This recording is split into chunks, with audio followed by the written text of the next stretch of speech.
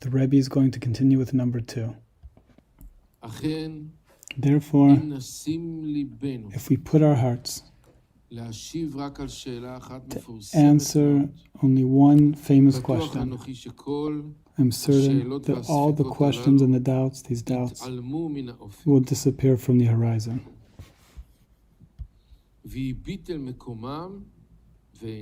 And they will disappear from their place, not be there anymore, the question.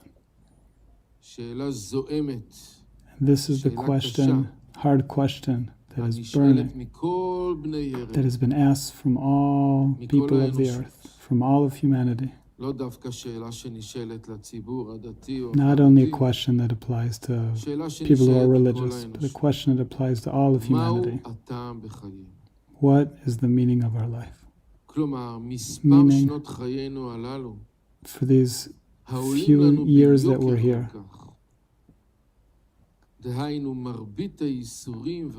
how much do we enjoy compared to all of the sufferings that we suffer in order just to complete our days? Who is it that enjoys from these days? Who enjoys from all the sufferings that we're experiencing? And to say even more specifically, who am I giving enjoyment to? Who am I causing to enjoy?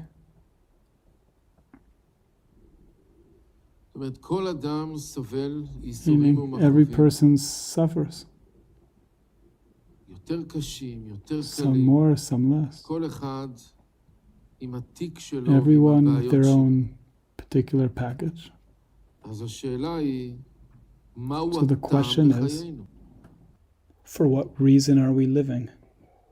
I'm suffering. I succeed in enjoying a little. Why was I brought to the world? For what? After 70, 80, 90 years, when a person leaves the world, what do we leave with? What attainment? What is the meaning of our life?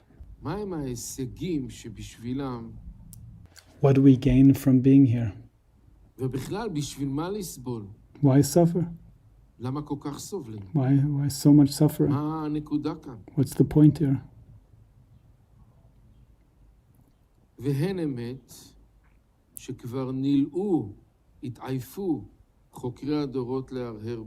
And the truth is that the people of the generations have tried to answer this question and try to get the question out of their mind because they're tired of it, because there's no answer. There's no answer to why we are living. For the small pleasure that we find here and there. For this we're living. And if there really is a God, so what did God make here? Life that's full of suffering. Who's this good for? For us, for God. If someone doesn't believe in God, so there's nothing to ask. This is the situation. So,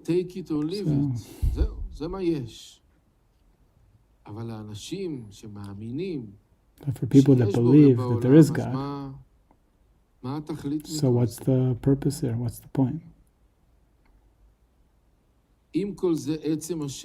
With all this, the main question stands with all of its force.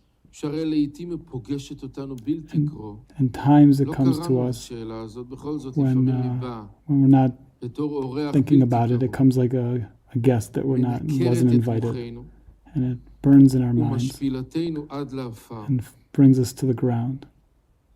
Why does it bring us down? Because we don't have answers.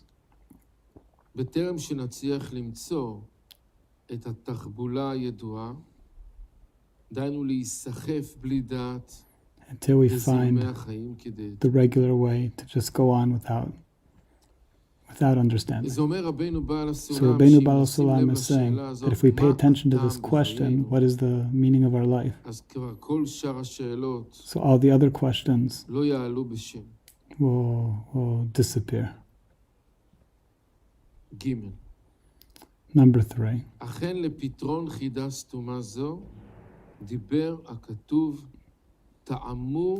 So in answer to this question, it's written, taste and see that God is good. There is in this world a possibility of a way of living differently without the suffering. How? Connection with God.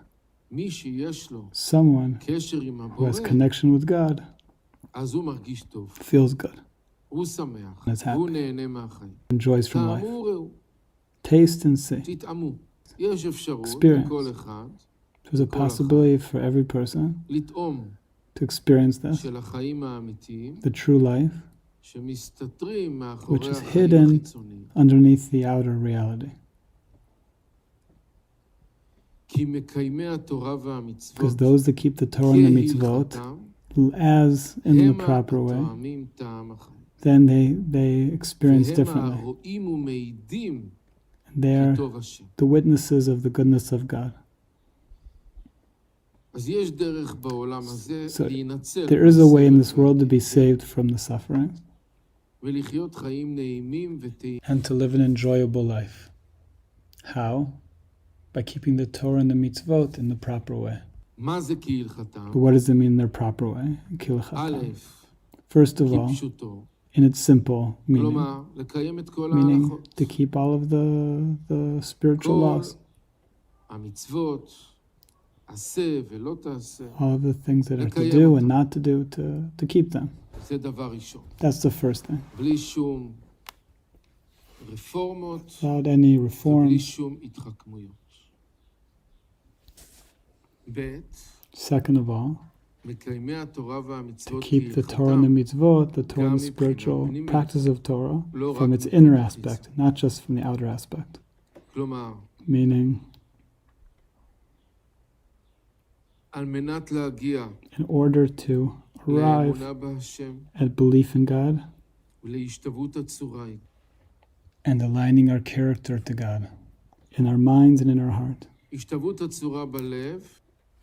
Aligning our character in our hearts means attaining a state of giving, and aligning our character in our minds means attaining a state of believing. And when we keep the Torah and the mitzvot, in order to attain this, which is kilchatam, then we come to experience the true feeling of life, which is hinted to in the verse, taste and see that God is good.